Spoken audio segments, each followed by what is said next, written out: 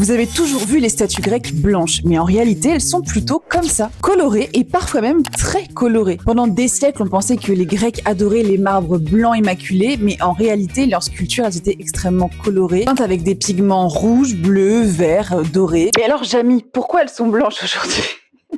Eh bien tout simplement parce que la peinture a disparu avec le temps. Avec le soleil, la pluie, le vent, la pollution, eh bien 2000 ans plus tard, il reste souvent plus que le marbre. En fait, au XVIIIe siècle, quand les artistes européens ont redécouvert ces statues blanchies par le temps, ils pensaient que c'était volontaire. Donc du coup, ils ont transformé le blanc en un symbole de la beauté grecque parfaite. Un petit malentendu de quelques centaines d'années. Et aujourd'hui, c'est grâce à la lumière ultraviolette et aux analyses scientifiques qu'on peut retrouver des traces microscopiques de pigments sur certaines œuvres. Et quand les chercheurs reconstituent leur couleur d'origine, et ben franchement, ça ressemble parfois plus à un super-héros antique plutôt qu'à une sculpture de musée. D'ailleurs, il y avait beaucoup de sculptures qui avaient des détails peints sur les yeux, les lèvres, les vêtements, avec souvent des éléments dorés. Donc finalement, les Grecs n'ont jamais inventé le minimalisme blanc, c'est nous qui avons imaginé ça à leur place.